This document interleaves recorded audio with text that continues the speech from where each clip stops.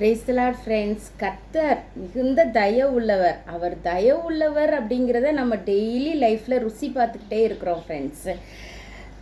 1 பேதுரு 2வது அதிகாரம் 1. இப்படி இருக்க கர்த்தர் தயையுள்ளவர் என்பதை நீங்கள் ருசி பார்த்ததுண்டானால் சகல துர்க்குணத்தையும் சகலவித கபடத்தையும் வஞ்சகங்களையும் பொறாமைகளையும் சகலவித புறங்கூறுதலையும் ஒழித்துவிட்டு நீங்கள் வளரும்படி புதிதாய் பிறந்த குழந்தைகளைப் போல திருவசனமாகிய களங்கமில்லாத ஞானப்பாலின் மேல் வாஞ்சையாயிருங்கள்.